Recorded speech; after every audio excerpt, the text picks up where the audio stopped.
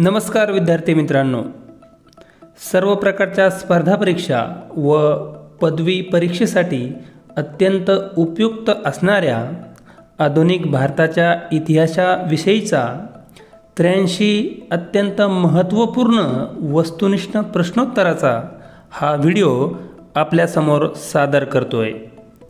परीक्षाभिमुख तयारीसाठी आपण सर्वांनी हा व्हिडिओ संपूर्ण पाहावा। तर या आधुनिक भारताच्या इतिहासाचा हा पहिला प्रश्न आहे। भारतात येणारी पहिली परकीय सत्ता कोणती? पर्याय आहे इंग्रज, फ्रेंच, डच, पोर्तुगीज आणि याचे योग्य उत्तर आहे पोर्तुगीज। 1498 मध्ये पोर्तुगीज ही सत्ता सर्वप्रथम भारतामध्ये आली आणि ही भारतात येणारी पोर्तुगीज सत्ता भारतातून सर्वात शेवटला गेली। 1961 मध्ये पोर्तुगीज सत्ता ही भारतातून गेलेली आहे। पुढचा प्रश्न आहे, भारतात येणारा पहिला पोर्तुगीज खलाशी कोण? पर्याय आहेत Columbus, Vasco the gamma, Bartholomew आणि यापैकी नाही, आणि याचे उत्तर आहे वास्को द गामा। 1498 मध्ये केप ऑफ गुड होपला वळसा घालून हा वास्को द गामा भारतातील केरळमधील कालिकत या बंदरावर आला आणि तेव्हाचा कालिकतचा राजा जामोरिन याने त्याचे स्वागत केले। म्हणजेच भारतात येणारा हा वास्को द गामा हा पहिला पोर्तुगीज खलाशी ठरतो। पुढचा प्रश्न आहे, भारतात येणारा पहिला पोर्तुगीज व्हाईसराय कोण आहे? पर्याय आहे Pedro Cabral, Albuquerque, Francis de Almeida आणि जोआ कॅस्ट्रो, आणि याचे उत्तर आहे फ्रान्सिस डे अल्मीडा। हा फ्रान्सिस डे अल्मीडा 1505 मध्ये भारतामध्ये पोर्तुगीज व्हाईसराय म्हणून आलेला होता। तर अल्बुकर्क हा दुसरा व्हाईसराय म्हणून भारतामध्ये आलेला होता 1509 मध्ये, मात्र पहिला हा फ्रान्सिस डे अल्मीडा आहे। पुढचा प्रश्न आहे, पोर्तुगीज व्हाईसराय अल्बुकर्कने 1510 मध्ये विजापूरच्या आदिलशहाकडून डॅश डॅश जिंकून घेतले। पर्याय आहे गोवा, दीव, दमण, कर्नाटक, आणि याचे योग्य उत्तर आहे गोवा। म्हणजेच 1510 मध्ये आदिलशहाकडून या पोर्तुगीजांनी गोवा जिंकून घेतले। ते पुढे 1961 पर्यंत गोवा हे याच पोर्तुगीजांच्या ताब्यात राहिलेले आहे। म्हणजे जवळपास 460 वर्षाच्या वरती या गोव्यावर पोर्तुगीजांची सत्ता चालत आलेली होती। पुढचा प्रश्न आहे, पोर्तुगीज सत्तेने भारताला कशाची देणगी दिली? पर्याय आहे गोथिक शैली, जहाज निर्मिती आणि प्रिंटिंग प्रेस, आणि वरीलपैकी सर्व। याचे योग्य उत्तर आहे वरीलपैकी सर्व। म्हणजेच पोर्तुगीजांनी भारतामध्ये राहत असताना त्यांनी गोथिक शैली म्हणजेच वास्तू स्थापत्यकला ही भारताला दिलेली देण आहे। याशिवाय आरमार निर्मितीमध्ये सर्वात अग्रेसर असणारी ही पोर्तुगीज सत्ता होती, त्यामुळे जहाज निर्मितीमध्ये सुद्धा त्यांनी अतिशय मोठे कौशल्य भारताला दिले। याशिवाय प्रिंटिंग प्रेस भारतामध्ये सुरू करण्याचं श्रेय हे पोर्तुगीजांना द्यावं लागतं। 1556 मध्ये पोर्तुगीजांनी गोवा या ठिकाणी पहिली भारतातली प्रिंटिंग प्रेस चालू केलेली आहे। त्यामुळे वरीलपैकी सर्व हे याचे योग्य उत्तर आहे। पुढचा प्रश्न आहे, डच ईस्ट इंडिया कंपनीची स्थापना कधी झाली? पर्याय आहे 1608, 1651, 1602, 1660, आणि याचे योग्य उत्तर आहे 1602। डच म्हणजेच हॉलंड ही यांची जी कंपनी आहे ती 1602 मध्ये स्थापन झाली, आणि ही डच सत्ता पोर्तुगीजानंतर म्हणजे दुसऱ्या नंबरला भारतात येणारी सत्ता आहे। 1596 मध्ये ही डच सत्ता भारतामध्ये आलेली आहे। पुढचा प्रश्न आहे, 1759 मध्ये इंग्रजांसोबत झालेल्या कोणत्या युद्धानंतर भारतातील डचांची सत्ता समाप्त झाली? पर्याय आहे वोंदिवॉश, एडन, बेद्रा आणि सुरत आणि याचे योग्य उत्तर आहे बेदरा. या बेदराच्या लढाईत ब्रिटिशांसोबत डचांचा पराभव झाला आणि त्यांना भारतातून जावे लागले. पुढचा प्रश्न आहे ईस्ट इंडिया कंपनीला भारतात व्यापार करण्याची सनद कधी मिळाली? पर्याय आहे 1605, 1602, 1600 आणि 1608 आणि याचे योग्य उत्तर आहे 1600. 31 डिसेंबर 1600ला इंग्लंडच्या राणीने या ईस्ट इंडिया कंपनीला भारतामध्ये मुक्त व्यापार करण्याची सनद दिली आणि तेव्हापासून खऱ्या अर्थाने या ईस्ट इंडिया कंपनीने भारतामध्ये आपला व्यापारी अनुषंगाने मोठा पाया घालायला सुरुवात केली. पुढचा प्रश्न आहे भारतातील ब्रिटिशांची पहिली वखार कोठे स्थापन झाली? पर्याय आहे सुरत, मुंबई, कलकत्ता, मद्रास आणि याचे योग्य उत्तर आहे सुरत. 1608मध्ये ब्रिटिशांनी आपली भारतातली पहिली वखार किंवा पहिली व्यापारी ठाणं हे सुरत या बंदरावर स्थापन केलं. पुढचा प्रश्न आहे 1609मध्ये कॅप्टन हॉकिन्सने डॅश डॅश या मोगल बादशहाकडून ईस्ट इंडिया कंपनीसाठी व्यापारी सवलती मिळविण्याचा प्रयत्न केला. पर्याय आहे शहाजहान, बाबर, अकबर आणि जहांगीर आणि याचे योग्य उत्तर आहे जहांगीर. इंग्लंडचा राजा जेम्स प्रथम याचा दूत म्हणून हा कॅप्टन हॉकिन्स जहांगीरच्या दरबारामध्ये 1609मध्ये आला होता आणि त्याने जहांगीरकडे भारतात व्यापार करण्याच्या सवलती मागितल्या. मात्र त्याला या प्रयत्नामध्ये कोणतंही यश मिळालं दिसत नाही, कारण या हॉकिन्सला कोणत्याही व्यापारी सवलती मात्र इंग्रजांना त्याच्या या प्रयत्नातून मिळालेल्या दिसत नाही. पुढचा प्रश्न आहे 1615मध्ये डॅश डॅश या ब्रिटिश प्रतिनिधीने जहांगीर बादशहाकडून भारतात व्यापाराच्या सवलती प्राप्त केल्या. पर्याय आहेत Sir Thomas Roe, William Hawkins, John Carter, John Navy आणि याचे योग्य उत्तर आहे सर टॉमस रो. म्हणजेच विल्यम हॉकिन्सला जे जमलं नाही ते या टॉमस रोने करून दाखवलं. 1615मध्ये तो राजा जेम्स प्रथम याचा दूत म्हणून परत जहांगीरच्या दरबारामध्ये आला आणि त्याला मात्र या जहांगीरने भारतात व्यापार करण्यासाठी परवानगी दिलेली आहे. पुढचा प्रश्न आहे इंग्रजांनी फोर्ट सेंट जॉर्ज नावाचा किल्ला कोठे बांधला? त्याचे पर्याय आहे कलकत्ता, मद्रास, हुगळी आणि कालिकत आणि याचे योग्य उत्तर आहे मद्रास. 1939ला फ्रान्सिस डे या इंग्रज अधिकाऱ्याला चंद्रगिरीच्या राजाकडून हे मद्रास भाड्यापट्ट्यानं मिळाले आणि या मद्रास या ठिकाणीच इंग्रजांनी हा फोर्ट सेंट जॉर्ज हा किल्ला बांधून घेतला.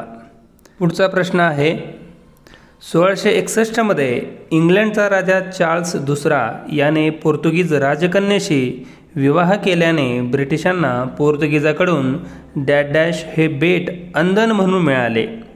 पर्याय आहे गोवा, दीव दमन, मुंबई, लक्षद्वीप आणि याचे योग्य उत्तर आहे मुंबई. पोर्तुगीज राजकन्या कॅथरीन ब्रिगेन्झा हिचा विवाह हा ब्रिटिश राजकुमार चार्ल्स दुसरा याच्यासोबत झाल्याने पोर्तुगीजाकडून मुंबई हे बेट हुंड्याच्या रूपात ब्रिटिशांना किंवा या इंग्लंडच्या राजपुत्राला मिळाले. पुढे 1668मध्ये या चार्ल्स द्वितीयाने हे मुंबई बेट हे किरायाने ईस्ट इंडिया कंपनीला दिले आणि त्यामुळे पुढे ब्रिटिशांनी या बेटामध्ये किंवा मुंबईमध्ये मोठा विकास घडवून आणला. पुढचा प्रश्न आहे मुंबईचा वास्तविक संस्थापक कोण? पर्याय आहेत गेरॉर्ड अँगियर, ग्रॅब्रियन, चार्ल्स मेटकाप आणि फ्रान्सिस डे आणि याचे योग्य उत्तर आहे गेरॉर्ड अँगियर. 1669 ते 1677 असे 8 वर्ष हा गेरॉर्ड अँगियर मुंबईचा गव्हर्नर म्हणून काम पाहत होता आणि या काळात त्याने मुंबईचा मोठा विकास घडवून आणला आणि पुनर्स्थापना घडवून आणली. त्यामुळेच या गेराल्ड अँगियरला मुंबईचा वास्तविक संस्थापक मानले जाते. पुढचा प्रश्न आहे, आधुनिक कलकत्ता शहराची स्थापना कोणी केली? पर्याय आहे Charles Eyre, Job Charnock, Charles Wood आणि मेकॉले. आणि याचे योग्य उत्तर आहे जॉब चॉर्नॉक.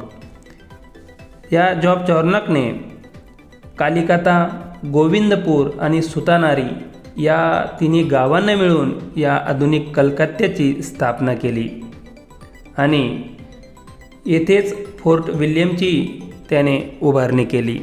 त्यामुळे या शहराचा निर्माता म्हणून जॉब चॉर्नॉक याचेच नाव आघाडीवर येते. पुढचा प्रश्न आहे, 1717मध्ये डॅश या मोगल बादशहाकडून ईस्ट इंडिया कंपनीला भारतात मुक्त व्यापाराचे फरमान मिळाले. मुहम्मद शहा, अहमद शहा, फारुख हसियर आणि शाह आलम. आणि याचे उत्तर आहे फारुख हसियर. 1717मध्ये या फरमानामुळे इंग्रजांना भारतामध्ये मुक्त व्यापार करण्याचा अधिकार मिळाला आणि त्यामुळे ओरम नावाचा तत्त्वज्ञ म्हणतो की हे फरमान म्हणजे कंपनीचा मॅग्ना कार्टाच होय. त्यामुळे या फरमानाला इंग्रजांच्या दृष्टिकोनातून अतिशय महत्त्वाचे स्थान होते. पुढचा प्रश्न आहे, फ्रेंच ईस्ट इंडिया कंपनीची स्थापना कधी झाली? 1660, 1658, 1600 आणि 1664. आणि याचे योग्य उत्तर आहे 1664. मित्रहो, फ्रेंच ही सत्ता भारतात येणारी सर्वात शेवटची सत्ता होती आणि या फ्रेंच ईस्ट इंडिया कंपनीची स्थापना ही 1664मध्ये झालेली आहे. पुढचा प्रश्न आहे, पहिल्या फ्रेंच इंग्रज युद्धासमयी डॅश हा फ्रेंच गव्हर्नर होता. पर्याय आहे Dupleix, count Lally, Paradis, saint Thomas. आणि याचे उत्तर आहे डुप्ले. म्हणजे डुप्लेने या पहिल्या फ्रेंच इंग्रज युद्धामध्ये फ्रेंचच्या वतीने नेतृत्व केलेलं आहे. पुढचा प्रश्न आहे, इंग्रजांसोबत झालेल्या डॅश या लढाईत पराभव झाल्याने फ्रेंचाची भारतातील सत्ता संपुष्टात आली. पर्याय आहे बेद्रा, वॉन्दिवॉश, गोडेहू आणि चंद्रनगर. आणि याचे योग्य उत्तर आहे वॉन्दिवॉश. 22 जानेवारी 1760 रोजी ही वॉन्दिवॉशची लढाई इंग्रज आणि फ्रेंच यांच्यामध्ये झाली. इंग्रजाकडून आयरकूट याने या लढाईचं नेतृत्व केलं, तर फ्रेंचकडून लाली हा या लढाईचा नेतृत्व करता होता. मात्र या लढाईत फ्रेंचांना इंग्रजाकडून पराभूत व्हावं लागलं आणि त्याची परिणती भारत सोडण्यामध्ये झाली. म्हणजेच भारतातील सत्ता संपुष्टात आणण्याचं काम या लढाईनं फ्रेंचच्या रूपाने केलेलं आहे. पुढचा प्रश्न आहे, आधुनिक भारतात बंगाल प्रांताची स्थापना कोणी केली? आणि पर्याय आहे मुर्शिद कुली खान, असफ जहा, हैदर अली आणि टिपू सुलतान. आणि याचे उत्तर आहे मुर्शिद कुली खान. 1707ला औरंगजेबाचं निधन झाल्यानंतर संपूर्ण भारतभरात ज्या अनेक स्थानिक सत्ता उदयाला आल्या त्यापैकीच बंगाल हा प्रांत होता. आणि या बंगाल प्रांतामध्ये 1717मध्ये या मुर्शिद कुली खानने आपली स्वतंत्र सत्ता या ठिकाणी स्थापन केली आणि त्याने आपली राजधानी ढाकावरून मुर्शिदाबादला स्थानांतरित केली. पुढचा प्रश्न आहे, पाश्चात्य युरोपियन शक्तींना मधमाशाची उपमा बंगालच्या कोणत्या नवाबाने दिली? पर्याय आहेत मीर जाफर, सरफराज खान, अलीवर्दी खान, मुर्शिद कुली खान. आणि याचे योग्य उत्तर आहे अलीवर्दी खान.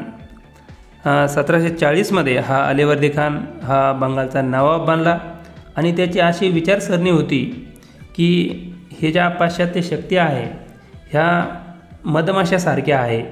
त्यामुळे त्याचा असा विचार होता की यदि इन्हें न छेड़ा जाए तो वो शहद देंगी और उन्हें छेड़ा जाए तो वो काट काट कर मार डालेंगी.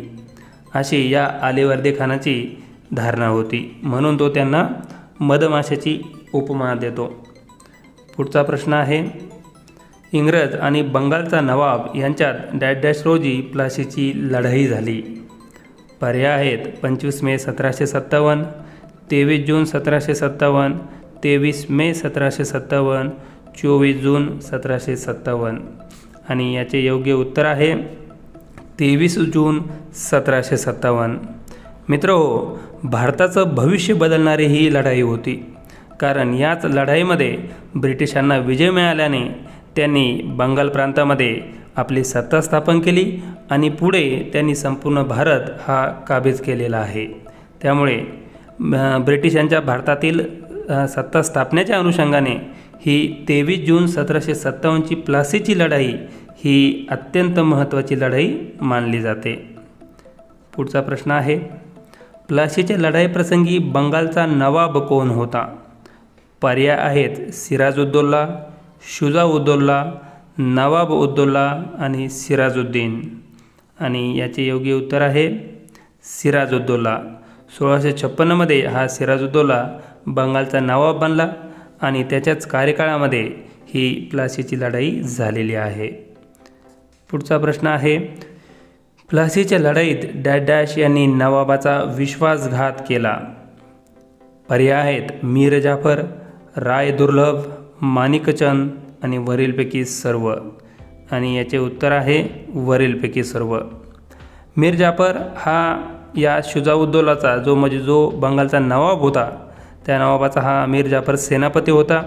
राय दुर्लभ, माणिकचंद हे या बंगालमधील प्रसिद्ध सावकार व्यापारी होते आणि या सर्वांनी या प्लासीच्या लढाईमध्ये शुजाउद्दौलासोबत विश्वासघात केला. ते ब्रिटिशांना जाऊन मिळाले आणि त्यामुळे या लढाईत बंगालला पराभव स्वीकारावा लागला.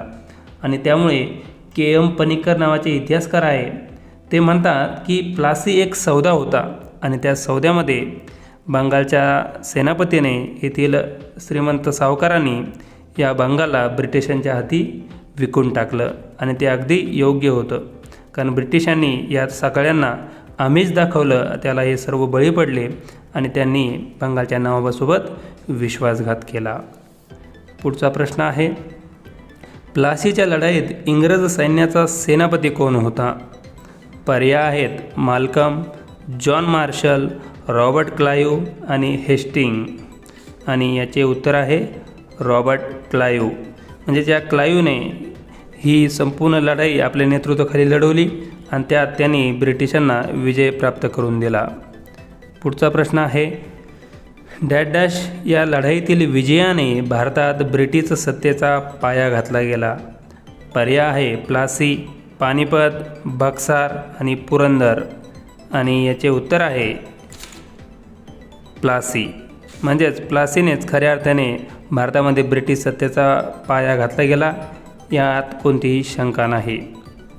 पुढचा प्रश्न आहे, प्लासीच्या लढाईनंतर बंगालचा नवाब कोण बनला? मीर कासम, मीर जाफर, राय दुर्लभ आणि अलीवर्दी खान. आणि याचे उत्तर आहे मीर जाफर. म्हणजेच ब्रिटिशांनी या मीर जाफरलाच बंगालच्या नवाबपदाची ऑफर दिलेली होती, त्याचं आमिष दाखवलं होतं आणि त्यामुळेच तो ब्रिटिशांना फितूर झाला. त्याने बंगालच्या नवाबासोबत विश्वासघात केला आणि त्यामुळे ठरल्याप्रमाणे मीर जाफरलाच त्यांनी बंगालचे नवाबपद दिलेले आहे.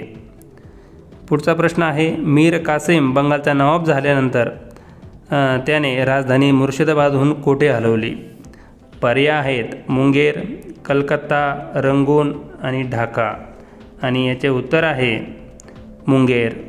म्हणजे मीर जाफरनंतर हा मीर कासिम बंगालचा नवाब बनला आणि त्याने मात्र ब्रिटिशांच्या हातचे बाहुले बांधण्यास नकार दिला आणि त्यामुळे मुर्शिदाबाद या ठिकाणी खूप घडामोडी होत होत्या आणि कट कारस्थानाचं ते केंद्र बनलं होतं. म्हणून त्याने सर्वप्रथम ब्रिटिशापासून दूर राजधानी मुर्शिदाबादहून मुंगेर या ठिकाणी त्याने हलवलेली आहे. पुढचा प्रश्न आहे, 23 ऑक्टोबर 1763 रोजी झालेल्या बक्सारच्या लढाईत इंग्रजांनी कोणाचा पराभव केला?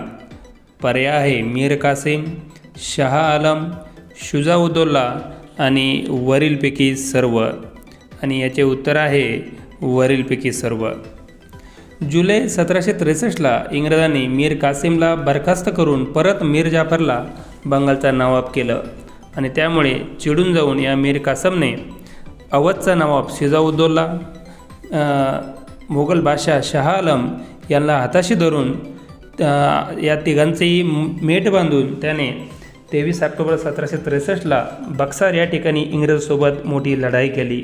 मात्र दुर्दैवाने या लढाईमध्ये इंग्रजांनी या तिघांचाही मोठा दणदणीत पराभव केला. म्हणून या प्रश्नाचं उत्तर वरीलपैकी सर्व हे बरोबर आहे.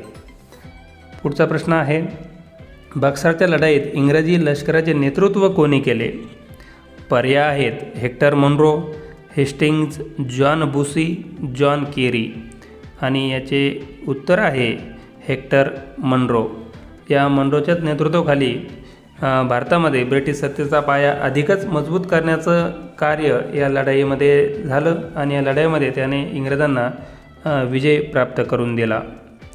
पुढचा प्रश्न आहे, बक्सारच्या लढाईनंतर 1765मध्ये डॅश डॅश हा तह झाला. पर्याय आहे श्रीरंगपट्टणम, अलाहाबाद, मंगलोर आणि कलकत्ता, आणि याचे उत्तर आहे अलाहाबाद. म्हणजेच या अलाहाबादचा तह हा इंग्रजांनी या बक्सारच्या लढाईनंतर या तिन्ही सत्तांसोबत केला, आणि अतिशय अनुकूल असं आर्थिक आणि राजकीय दृष्टिकोनातून त्याचं फळ ब्रिटिशांना या लढाईमध्ये विजय मिळाल्यानंतर मिळालेलं आहे. आणि तशा अटी कलम त्यांनी या अलाहाबादच्या तहामध्ये या तिन्ही सत्तावर लादलेल्या होत्या. पुढचा प्रश्न आहे, अलाहाबादच्या तहानंतर इंग्रजांना कोणत्या भागाचे दिवाणी अधिकार मिळाले? पर्याय आहेत बंगाल, बिहार, ओडिसा, आणि वरीलपैकी सर्व. उत्तर आहे वरीलपैकी सर्व. मुळात बंगाल प्रांत हा तेव्हा बंगाल, बिहार, ओरिसा या तिन्ही प्रांताचा मिळून बनत होता, आणि त्यामुळे या संपूर्ण प्रांतावरच आता ब्रिटिशांनी अधिकार जमवल्यामुळे त्यांना या तिन्ही प्रांताचे दिवाणी म्हणजेच कर वसूल करण्याचे अधिकार त्यांना मिळालेले आहेत. पुढचा प्रश्न आहे, बंगाल प्रांतात दुहेरी शासन व्यवस्था कोणी सुरू केली? पर्याय आहेत Robert Clive, Charles Metcalfe, Holwell आणि वेन्सिस्टाड, आणि याचे उत्तर आहे रॉबर्ट क्लाइव्ह. रॉबर्ट क्लाइव्ह या गव्हर्नर जनरलनेच बंगालमध्ये दुहेरी शासन व्यवस्था लागू केली. ही दुहेरी शासन व्यवस्था म्हणजेच दोन प्रकारचे अधिकार होय. एक दिवाणीचे अधिकार म्हणजे आर्थिक स्वरूपाचे अधिकार, तर दुसरे निजामती अधिकार म्हणजेच सरकारी अधिकार. तर या अधिकाराची अशी विभागणी करून या दोन्ही पदावर भारतीयांची नेमणूक करून मात्र खरी सत्ता ही ब्रिटिशांच्याच हातात ठेवून रॉबर्ट क्लाइव्हने या बंगाल प्रांतात दुहेरी शासन व्यवस्था लागू केली. पुढचा प्रश्न आहे, बंगाल प्रांतातील दुहेरी शासन व्यवस्थेचा कालखंड काय? 1665 ते 70, 1665 ते 72, 1665 ते 71, 1666 ते 72, आणि याचे उत्तर आहे 1665 ते 72. म्हणजे या 65 ते 72 या 7 वर्षाच्या काळात बंगाल प्रांतात ही दुहेरी शासन व्यवस्था लागू होती. पुढचा प्रश्न आहे, बंगाल प्रांतातील दुहेरी शासन व्यवस्था 1672मध्ये कोणी संपुष्टात आणली?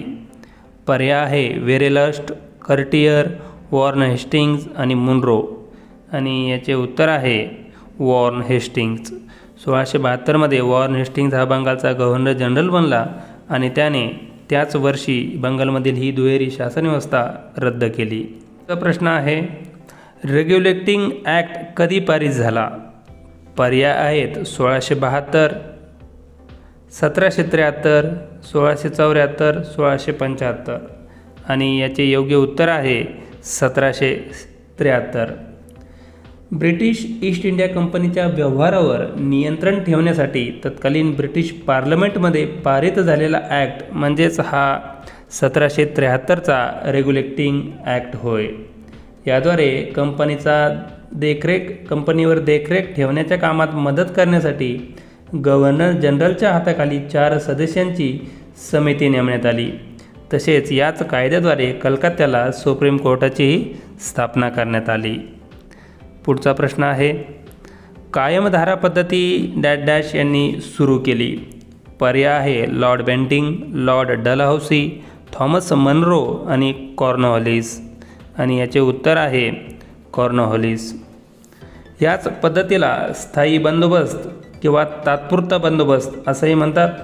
1793मध्ये लॉर्ड कॉर्नवॉलिस या गव्हर्नर जनरलनी ही कायमधारा पद्धत ही सुरू केली.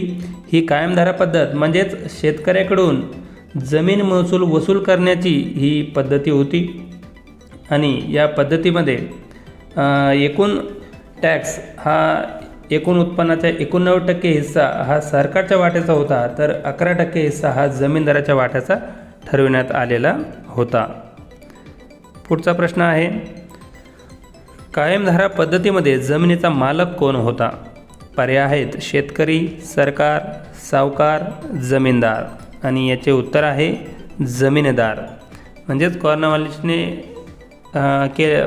कायम केलेल्या या पद्धतीमध्ये जमीनदाराला जमिनीचे मालक करण्यात आले आणि यामुळे शेतकऱ्यावर मोठा अन्याय अत्याचार या पद्धतीमध्ये होत होता.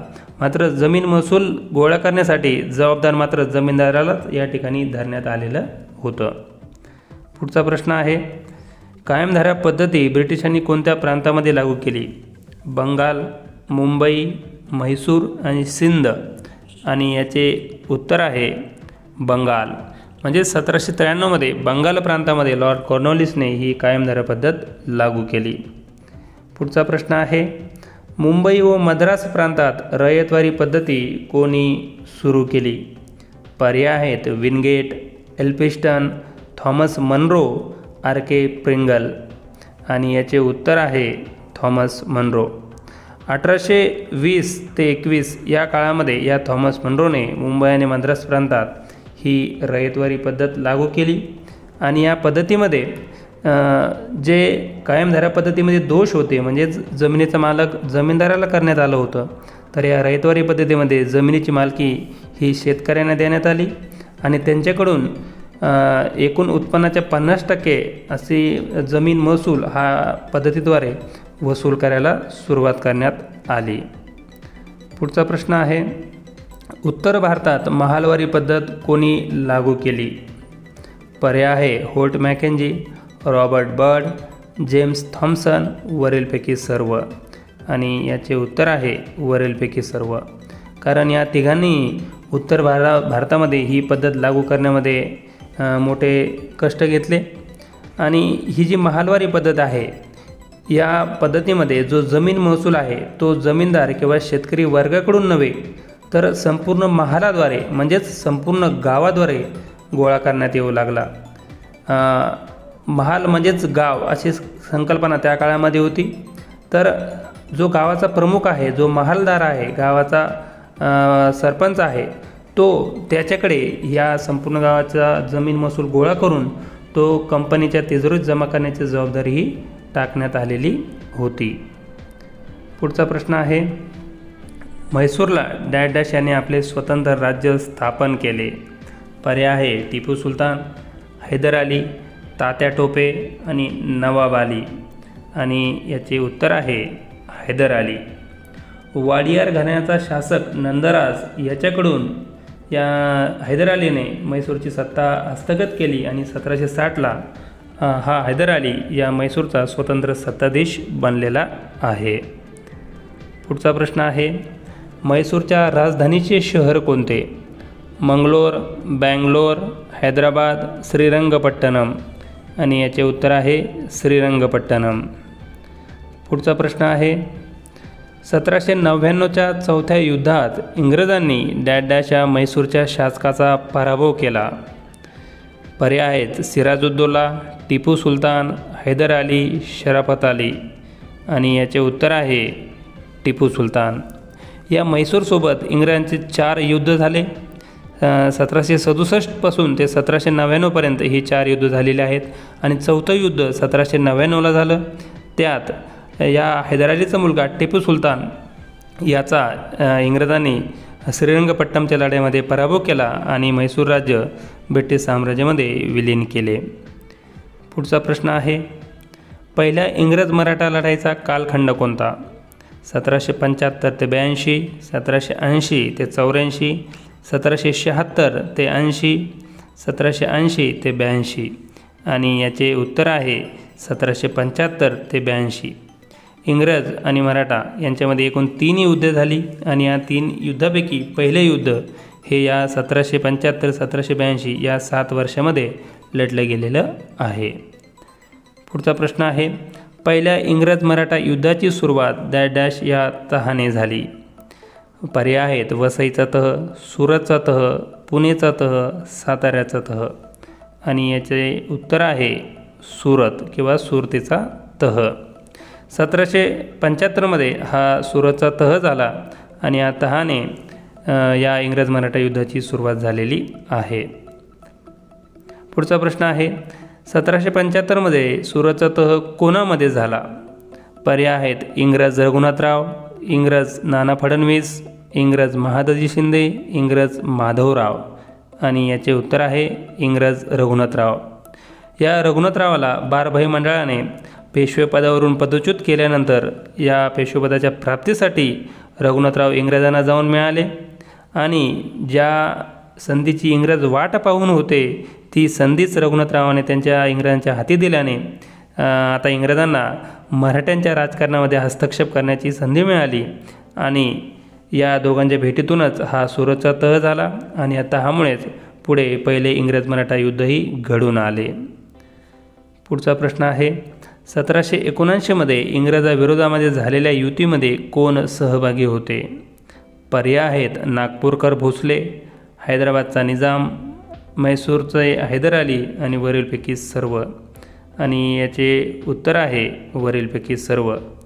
1779 नाना फडणवीस यांनी नागपूरकर भोसले, हैदराबादचा निजाम, म्हैसूरचा हैदर अली आणि पेशवे अशा 4ही सत्यांचा चतुसंघ बनवला आणि त्यांनी या पहिल्या इंग्रज मराठा युद्धामध्ये इंग्रजाविरोधामध्ये मोठी आघाडी पुकारलेली होती. मात्र दुर्दैवाने त्यामध्ये यश प्राप्त झालं नाही आणि या 4ही सत्ता कालांतराने अलग झाल्या आणि त्यामध्ये इंग्रजांचा फायदा झाला.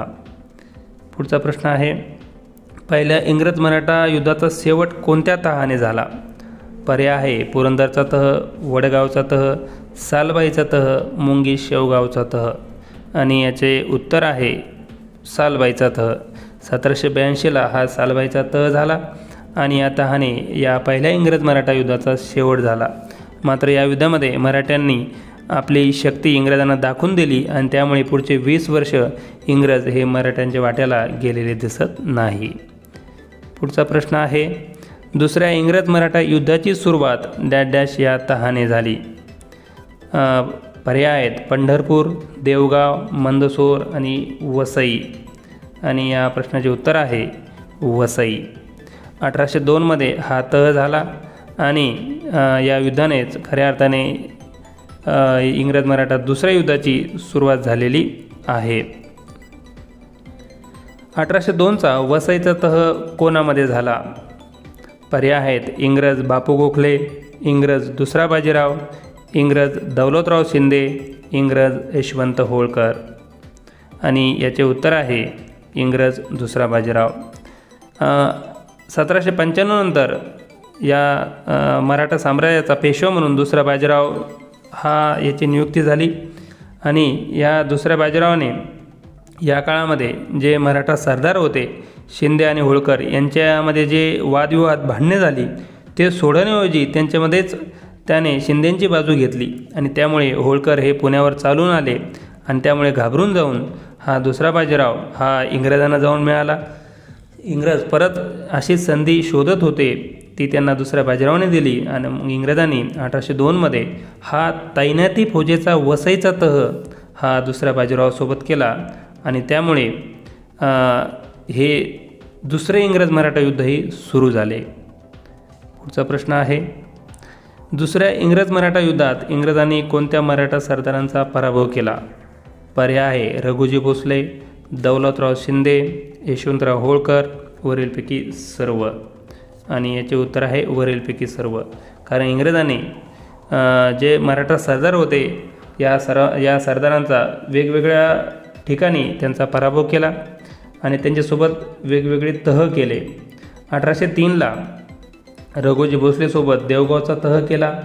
1804ला दौलतराव शिंदेसोबत सुरजी अंजनगावचा तह केला आणि 1805ला यशवंतराव होळकरांसोबत राजापूर घाटचा तह केला आणि या तिघांनाही त्यांनी पराभूत केलेलं आहे.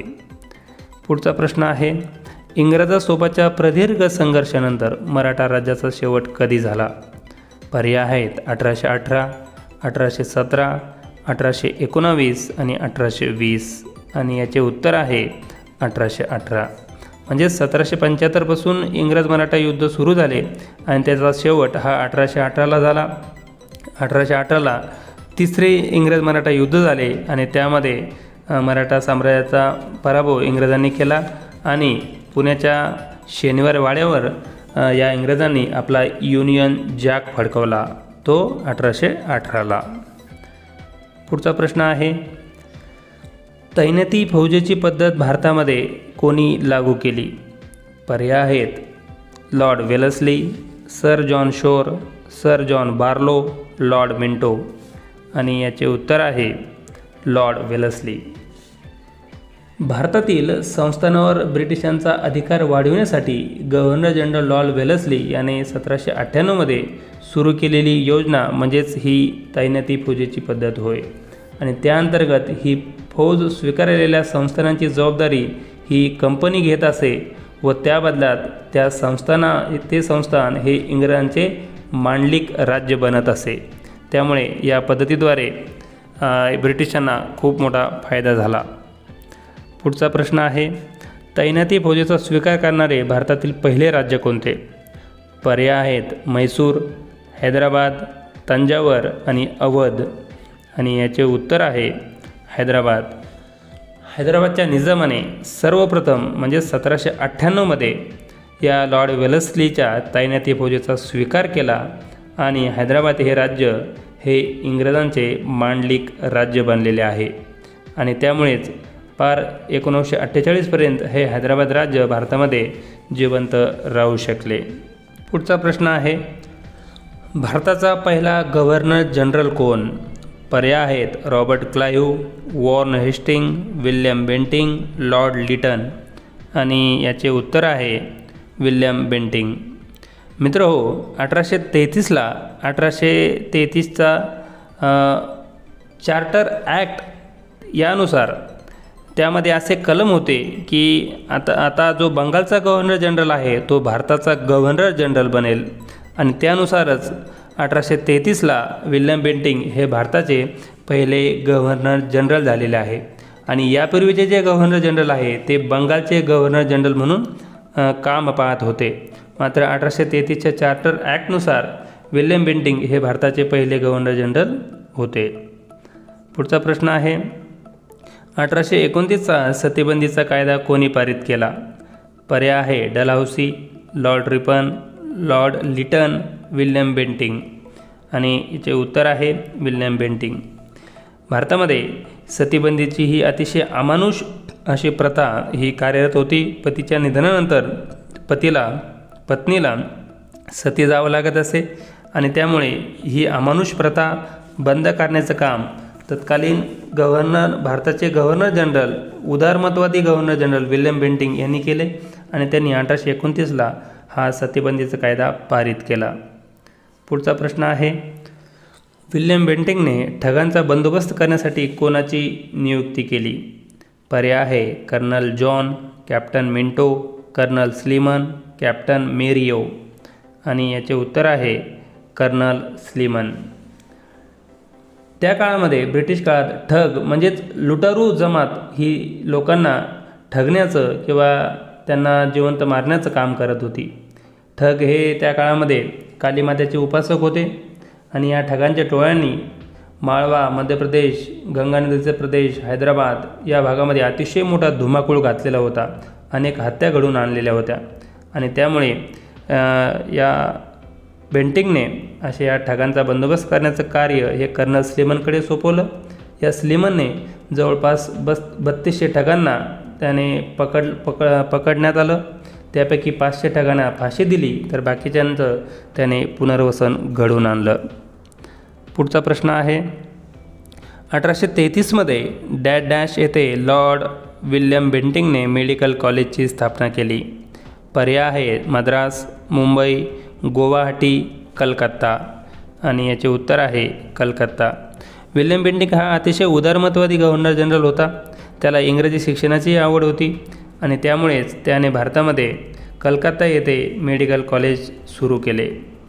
पुढचा प्रश्न आहे, कोणत्या साली भारतात इंग्रजी शिक्षणाची सुरुवात झाली?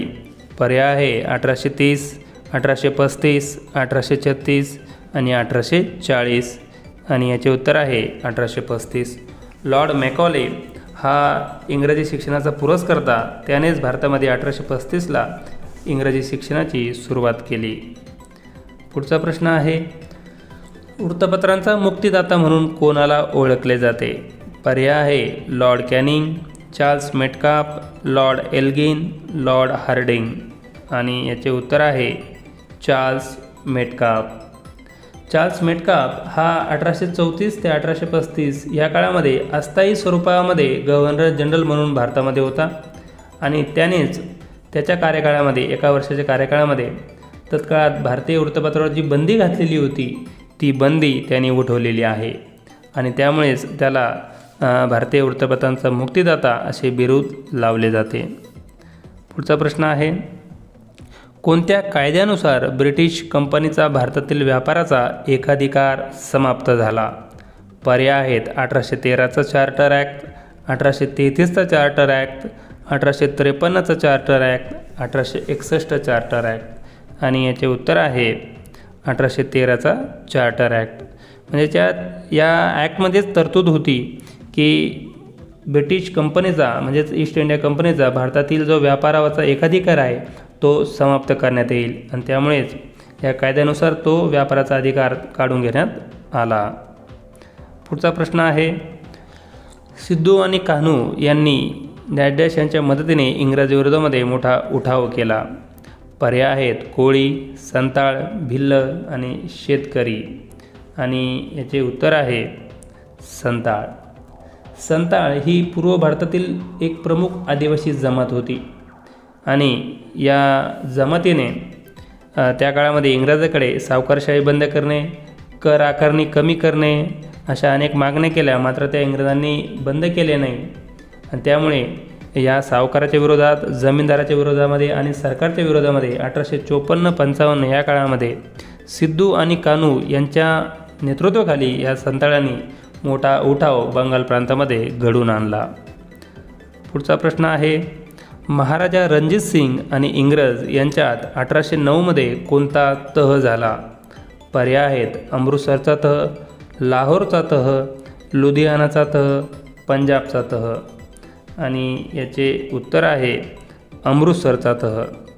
हा अमृतसरचा तह म्हणजेच महाराजा रणजित सिंग आणि इंग्रज यांच्यातील मैत्रीचा तह होता आणि या तहानुसार रणजित सिंगांचं पंजाब राज्य तर राहिलेलं इतर इंग्रजांचं राज्य यांच्यामध्ये सतलज नदी ही बाँड्री ठरवण्यात आली.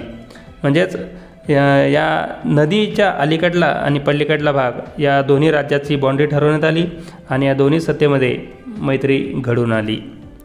पुढचा प्रश्न आहे, महाराजा रणजित सिंगाच्या निधनानंतर पंजाबचा राजा कोण बनले? पर्याय आहेत उधम सिंग, दलीप सिंग, करतार सिंग, भगत सिंग. आणि याचे उत्तर आहे दलीप सिंग. 1839मध्ये महाराजा रणजित सिंगाचे निधन झालं आणि त्या निधनानंतर त्यांचा अल्पवयीन मुलगा दलीप सिंग याला गादीवर बसवण्यात आलं आणि सत्ता ही त्याची आई राणी जिंदन ही पाहत होती. पुढचा प्रश्न आहे, पहिले इंग्रज शीख युद्ध कधी झाले? पर्याय आहेत 1844-45, 1845-46, 1847-48, 1848-49. आणि याचे उत्तर आहे 1845 ते 1846. म्हणजेच रणजित सिंगच्या निधनानंतर शीख म्हणजेच पंजाब प्रांत आणि इंग्रजांमध्ये संघर्ष सुरू झाला आणि त्याचीच परिणती या युद्धामध्ये झाली आणि त्यातील पहिले युद्ध हे 1845-46 या काळामध्ये झाले. पुढचा प्रश्न आहे, 29 मार्च 1849 रोजी लॉर्ड डलहौसीने डॅश डॅश हे राज्य ब्रिटिश साम्राज्यामध्ये सामील केले? पर्याय आहेत अवध, सातारा, पंजाब, बिहार. आणि याचे उत्तर आहे पंजाब. म्हणजेच 1848 ते 49 या काळात दुसरे इंग्रज-शीख युद्ध झाले आणि या युद्धामध्ये 29 मार्च 1849ला लॉर्ड डलहौसीने या पंजाब प्रांताचा त्याने पराभव केला आणि हे पंजाब प्रांत ब्रिटिश साम्राज्यामध्ये विलीन केले. पुढचा प्रश्न आहे, भारतात राज्य खालसा धोरण राबविणारा गव्हर्नर जनरल कोण? पर्याय आहेत Lord Dalhousie, Lord Canning, Lord reading, Lord waiting. आणि याचे योग्य उत्तर आहे लॉर्ड डलहौसी. लॉर्ड डलहौसी हा 1848मध्ये भारताचा गव्हर्नर जनरल बनला. तो अतिशय महत्त्वाकांक्षी गव्हर्नर जनरल होता आणि त्याला इंग्रजी राज्याचा मोठा विस्तार घडवून आणायचा होता आणि त्यामुळेच त्याने भारतातले अनेक छोटे मोठे संस्थान राज्य खालसा करण्याचं धोरण त्याने या काळात राबवलेलं आहे. पुढचा प्रश्न आहे, दत्तक विधान नामंजूर करून डलहौसीने कोणते संस्थान खालसा केले? पर्याय आहे झाशी, सातारा, नागपूर आणि वरीलपैकी सर्व. आणि याचे उत्तर आहे वरीलपैकी सर्व. दत्तक विधान नामंजूर करून डलहौसीने आपले खालसा धोरण राबवले. त्यामध्ये 1848मध्ये सर्वात पहिले राज्य जे त्याने खालसा केले ते होते सातारा. म्हणजेच प्रश्न असा येऊ शकतो की दत्तक विधान नामंजूर करून सर्वप्रथम कोणते राज्य खालसा केले? तर त्याचं उत्तर आहे सातारा. कधी केले? 1848मध्ये. झाशी 1853 आणि नागपूर 1854मध्ये डलहौसीने खालसा केलेले आहे. पुढचा प्रश्न आहे, डलहौसीने डॅश डॅश या मोगल सत्ताधीशाची बादशाह ही पदवी काढून घेतली? पर्याय आहे बहादूर शाह जफर, मोहम्मद शाह, अहमद शाह, अब्दुल्ला खान. आणि उत्तर आहे बहादूर शाह जफर. शेवटचा मोगल बादशाह बहादूर शाह जफर या मोगल सत्ताधीशाची बादशाह ही पदवीसुद्धा डलहौसीने काढून घेतली आणि त्यांच्या मुलांना राजमानालासुद्धा त्याने नकार दिला. पुढचा प्रश्न आहे, कुप्रशासन आणि जनतेचे कल्याण या नावाखाली कोणते राज्य खालसा केले? उदयपूर, संबलपूर, अवध आणि जैतपूर. आणि याचे उत्तर आहे अवध. 1856मध्ये अवध हे राज्य कुप्रशासनाच्या नावाखाली त्याने म्हणजे डलहौसीने ब्रिटिश साम्राज्यामध्ये विलीन केले. पुढचा प्रश्न आहे, 1857च्या उठावाचे तत्कालिक कारण काय होते? पर्याय आहे आर्थिक शोषण, काडतूस प्रकरण, वंशभेद आणि खालसा धोरण. आणि याचे योग्य उत्तर आहे काडतूस प्रकरण. मित्रहो, या 1857चे हे तत्कालिक कारण होतं कारण त्या काळामध्ये ब्रिटिश सैन्यामध्ये जे भारतीय सैनिक सामील होते त्यांना ज्या एनफिल्ड नावाच्या रायफली दिलेल्या होत्या त्या रायफलीमध्ये जी काडतूस वापरली जायची ती काडतूस गायीची आणि डुकराच्या मांसापासून बनवण्यात आलेली होती अशी माहिती पसरली. आणि हिंदूंना गाय पवित्र तर मुस्लिमांना डुक्कर हे निषिद्ध मानलं गेलं होतं. आणि त्यामुळे हिंदू मुस्लिम दोन्ही सैन्यामध्ये अतिशय मोठा असंतोष पसरला आणि त्यांनी ही काडतूस वापरण्याला नकार दिला आणि त्यातूनच खऱ्या अर्थाने या उठावाची ठिणगी पडली. त्यामुळे काडतूस प्रकरण हे या उठावाचे तात्कालिक कारण ठरते. पुढचा प्रश्न आहे, बराकपूरच्या छावणीत काडतूस प्रकरणावरून इंग्रजाविरोधामध्ये कोणी उठाव केला? पर्याय आहे मंगल पांडे, तात्या टोपे, बाबू गेनू, अनंत कानेरे. आणि याचे उत्तर आहे मंगल पांडे. मंगल पांडे यांनी 29 मार्च 1857 रोजी या बराकपूरच्या छावणीमध्ये या काडतुसावरून मोठा उठाव केला. नुसता उठावच केला नाही तर मेजर ह्युसेनवर त्यांनी या बराकपूरच्या छावणीत गोळ्या झाडल्या आणि त्याची हत्या केली. आणि त्यामुळे मंगल पांड्यांना पुढे एप्रिल महिन्यामध्ये फाशीसुद्धा देण्यात आली. परिणामी संपूर्ण भारतभरामध्ये त्या संपूर्ण सैन्यदलामध्ये मोठा असंतोष या घटनेने पसरला. पुढचा प्रश्न आहे, 1857च्या उठावाची नियोजित तारीख काय होती? पर्याय आहे 10 मे, 31 मे, 20 मे आणि 1 जून. आणि याचे उत्तर आहे 31 मे. म्हणजेच उठावाल्याने जे नियोजन केलेले होते आणि ज्या तारखेला उठाव करायचा होता ती तारीख 31 मे होती. मात्र बॅरकपूरच्या छावणीत झालेली मंगल पांडेंची फाशी आणि या कारतूस प्रकरणामुळे 10 मे रोजीच अनेक ठिकाणी या उठावाला सुरुवात झाली आणि पुढे संपूर्ण भारतभर त्याचं लोण हे पसरलेलं आहे. मात्र नियोजित तारीख 31 मे होती, मात्र उठाव सुरू झाला 10 मे रोजी. पुढचा प्रश्न आहे, 1857च्या उठावात झाशीच्या राणी लक्ष्मीबाईंनी डॅश डॅश या इंग्रज अधिकाऱ्याविरोधात तीव्र लढा दिला. पर्याय आहे general Campbell, Lawrence, lord Ripon, sir Hugh Rose. आणि याचे उत्तर आहे सर ह्युरोज. सर ह्युरोज यांनी झाशीच्या राणीच्या विरोधामध्ये ब्रिटिशांच्या वतीने तेथील लढ्याचं नेतृत्व केलं आणि या लढ्यामध्ये झाशीच्या राणींनी लक्ष्मीबाईंनी अतिशय तीव्र लढा या सर ह्युरोजसोबत दिला आणि त्यामुळे राणी लक्ष्मीबाईच्या मृत्यूनंतर सर ह्युरोज यांनी 1857च्या उठावातील सर्वोत्कृष्ट महिला, लढाऊ महिला असा गौरवोद्गार या राणी लक्ष्मीबाईबद्दल काढलेले आहे. पुढचा प्रश्न आहे, झाशीच्या राणी लक्ष्मीबाईचे मूळ नाव काय होते? पर्याय आहे सरस्वती तांबे, ताराबाई, मणिकर्णिका आणि जानकीबाई. आणि याचे योग्य उत्तर आहे मणिकर्णिका. हे उत्तर सर्वांना माहीतच असेल कारण त्याविषयी मूव्हीसुद्धा आलेला आहे. पुढचा प्रश्न आहे, 1857च्या उठावात दिल्ली येथे बंडवाल्याचे नेतृत्व कोणी केले? पर्याय आहे राणा कुंवर सिंग, तात्या टोपे, बहादूरशाह जफर आणि नारायणराव. आणि याचे योग्य उत्तर आहे बहादूरशाह जफर. 82 वर्षीय बहादूरशाह जफर यांनी दिल्ली येथील उठावाल्याचे नेतृत्व केले आणि त्यांच्यासोबत बख्त खान हे त्यांच्या मदतीला होते. मात्र पुढे 20 सप्टेंबर 1857 रोजी ब्रिटिश लेफ्टनंट WSR हडसन यांच्यासमोर बहादूरशाहांनी शरणागती पत्करली आणि त्यामुळे इंग्रजांनी त्यांना पुढे रंगूनला पाठवण्यात आले आणि 1862ला त्याच ठिकाणी या बहादूरशाहाचे निधन झाले. पुढचा प्रश्न, कानपूर येथे 1857च्या उठावाचे नेतृत्व कोणी केले?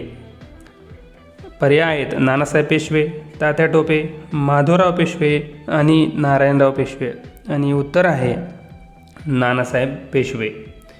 5 जून 1857 रोजी कानपूर येथे उठावाला सुरुवात झाली. दुसरा बाजीराव यांचे दत्तक पुत्र धोंडोपंत उर्फ नानासाहेब पेशवे यांनी या उठावाचं, कानपूरच्या उठावाचं नेतृत्व केलं आणि त्यांच्या मदतीला तात्या टोपे हे होते. मात्र कॉलिन कॅम्पबेल याने या नानासाहेब पेशव्यांना शरण येण्यास भाग पाडले. पुढचा प्रश्न आहे, लखनौ येथे 1857च्या उठावाला कोणी नेतृत्व प्रदान केले? पर्याय आहे बिर्जिस कादिर, मौलवी कादिर, बेगम हजरत महल, राणा प्रताप सिंग. आणि याचे उत्तर आहे बेगम हजरत महल. 30 मे 1857ला लखनौ येथे उठावाला सुरुवात झाली. त्याचे नेतृत्व बेगम हजरत महल यांनी केले.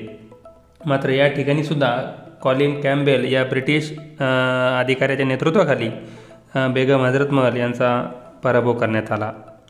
पुढचा प्रश्न आहे, 1857च्या उठावाला डॅश डॅश यांनी 1857 स्वातंत्र्य समर असे म्हटले.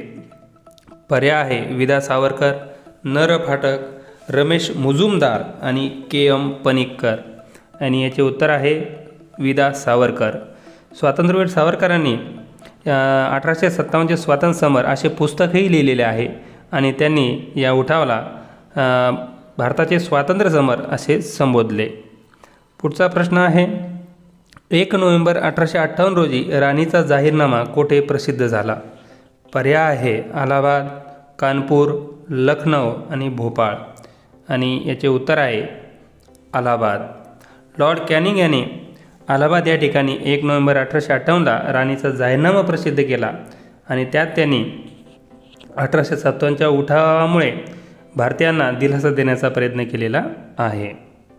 पुढचा प्रश्न आहे, 1 नोव्हेंबर 1858 रोजी भारतातील कोणाची सत्ता संपुष्टात आली?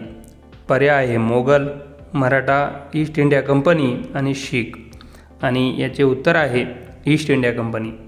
या 1857च्या उठावानंतर भारतातील ईस्ट इंडिया कंपनीची सत्ता संपुष्टात आली आणि ती सत्ता आता ही ब्रिटनच्या म्हणजे इंग्लंडच्या राजाकडे किंवा राणीकडे म्हणजे ब्रिटिश क्राऊनकडे हस्तांतरित झाली आणि आता ईस्ट इंडिया कंपनीच्या जागी या ब्रिटिश क्राऊनच्या वतीने भारतामध्ये भारतमंत्री आणि त्याचे 15 सदस्यीय इंडियन काउन्सिल हे आता भारताचा कारभार पाहणार होते आणि यानंतर भारताचा गव्हर्नर जनरल याऐवजी भारताचा व्हाईसराय असा शब्दप्रयोग हा या काळामध्ये प्रचलित झाला. या व्हिडिओचा शेवटचा प्रश्न आहे, भारताचा पहिला व्हाईसराय कोण? पर्याय आहेत Lord Mayo, Lord John Lawrence, Lord Northbrook आणि लॉर्ड कॅनिंग. आणि याचे उत्तर आहे लॉर्ड कॅनिंग. म्हणजेच 1858च्या कायद्यानुसार लॉर्ड कॅनिंग हा भारताचा पहिला व्हाईसराय बनला आणि त्याने पुढील काळामध्ये पहिला व्हाईसराय म्हणून 1858 आपले कार्य केलेले आहे. मित्रांनो, या ठिकाणी थांबतो. माझा हा वस्तुनिष्ठ प्रश्नाविषयीचा हा व्हिडिओ तुम्हाला आवडला असेल तर नक्कीच लाईक करा, शेअर करा, कमेंट करा आणि असेच पुढील काळात येणारे व्हिडिओ पाहण्यासाठी ज्यांनी आतापर्यंत माझे हे चॅनल सबस्क्राईब केले नसेल त्यांनी माझे हे चॅनल सबस्क्राईब करा. धन्यवाद.